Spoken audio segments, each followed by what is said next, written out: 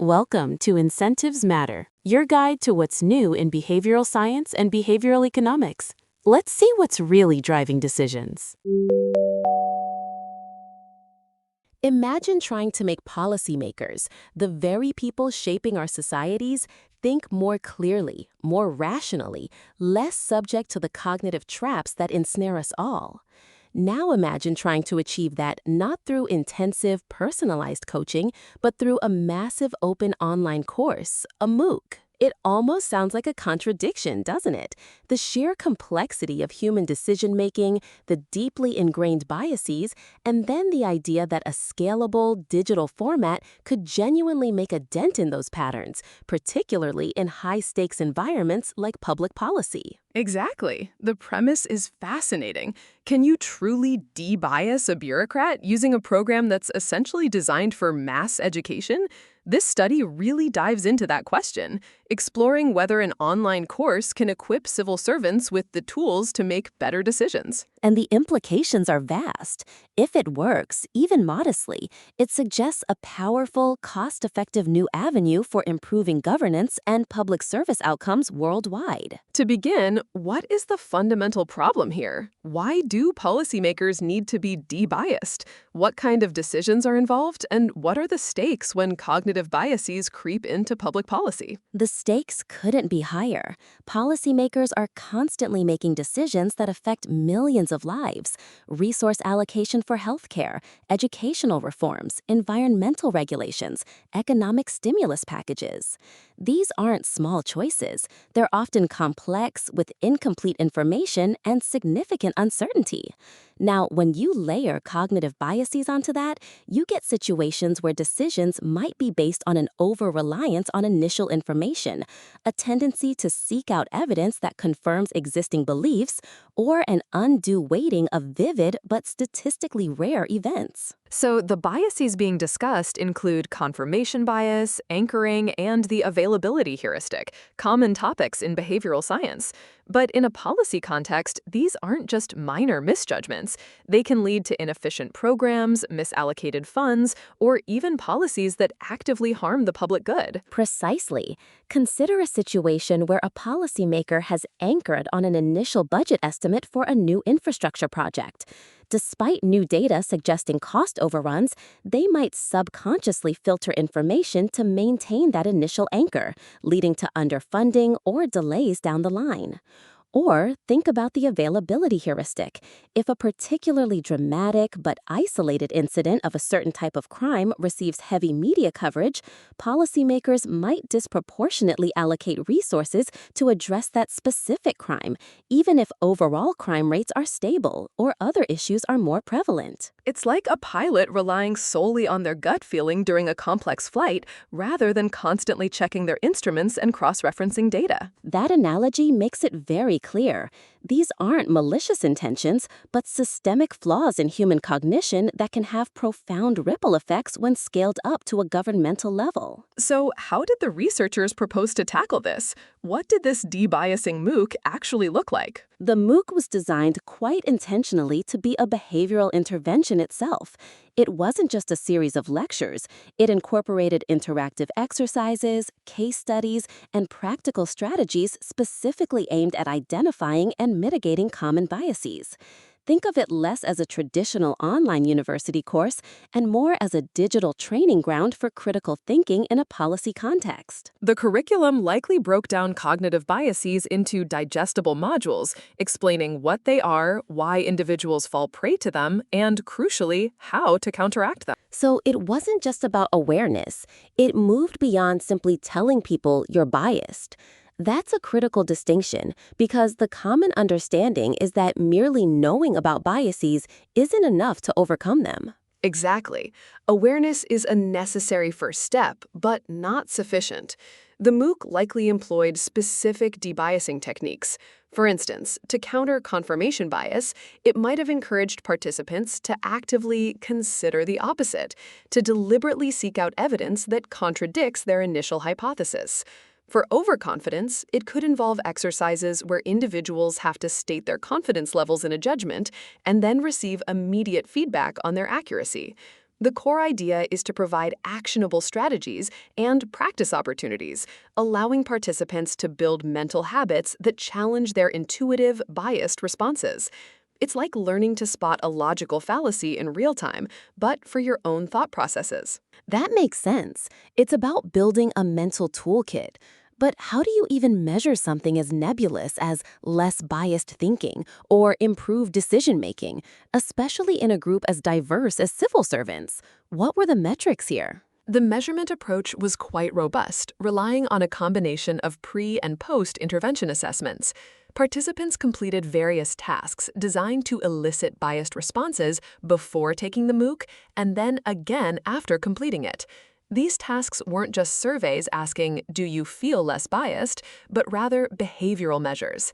For instance, they might have been presented with hypothetical policy dilemmas that were specifically crafted to trigger certain biases. So, a scenario might involve presenting partial information to see if someone jumps to a conclusion, or a situation with an obvious but misleading anchor to see if it sways their judgment. Precisely. They would assess things like susceptibility to anchoring, presenting an arbitrary initial number and seeing how much it influenced subsequent estimates.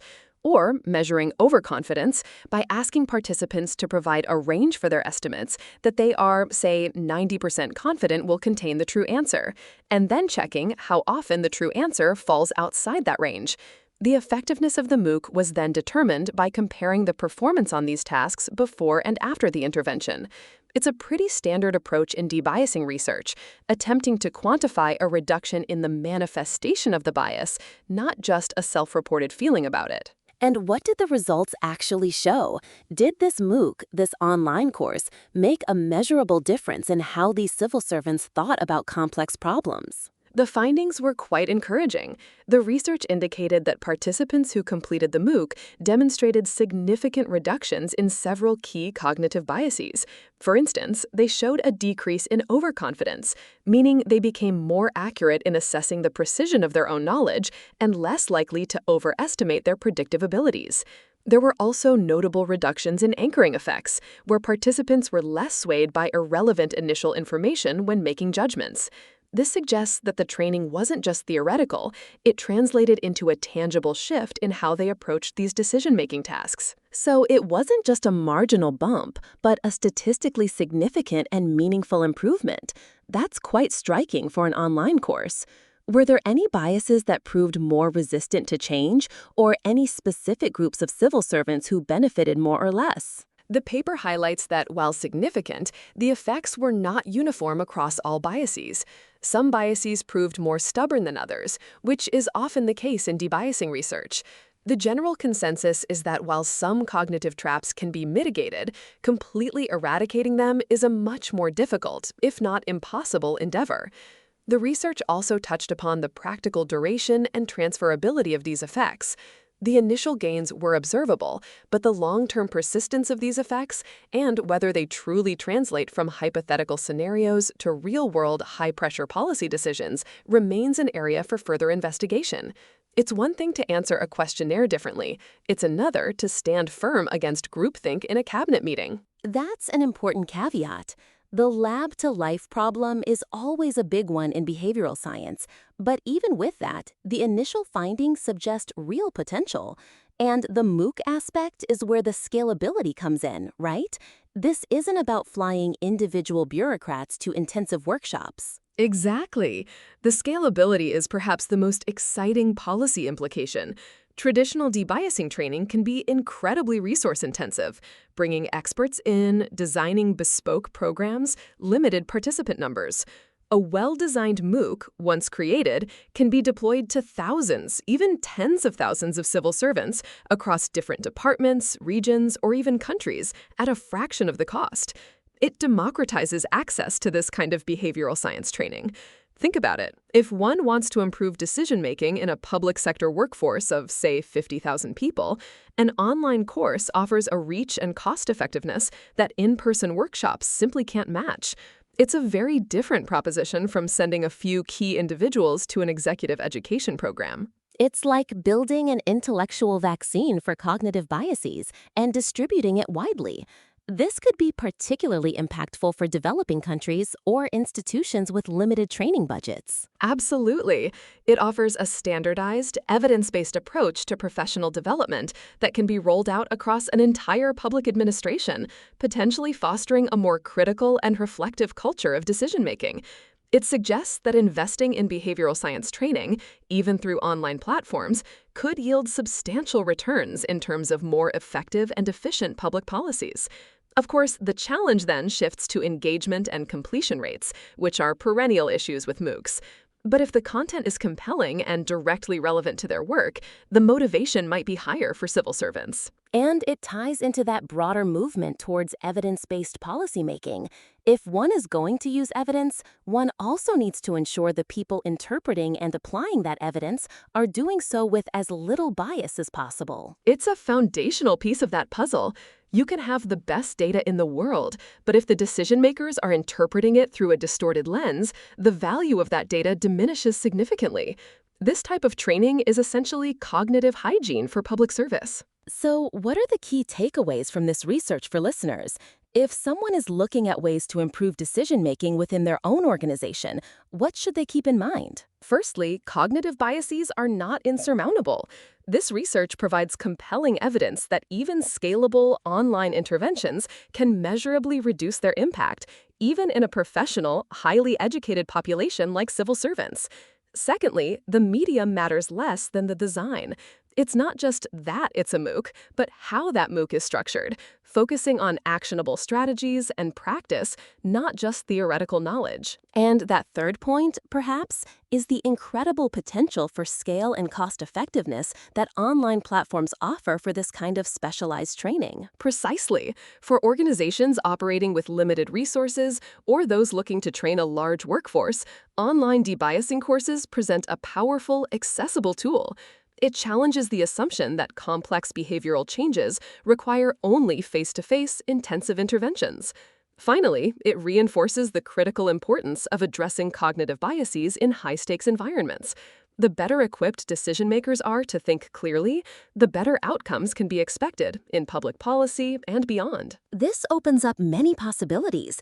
Is there a future where cognitive bias training becomes as standard as, say, cybersecurity training in professional development? It certainly points in that direction. If it is acknowledged that human cognition has predictable flaws, then equipping people with tools to navigate those flaws becomes a fundamental skill, especially for those whose decisions impact many. So the next time a new policy is heard about, one might wonder, were the bureaucrats behind this debiased? It's a fascinating thought. That's all for this episode of Incentives Matter. Join us next time as we keep unpacking what really drives decisions. Thanks for listening. Choose wisely, or at least know why you didn't.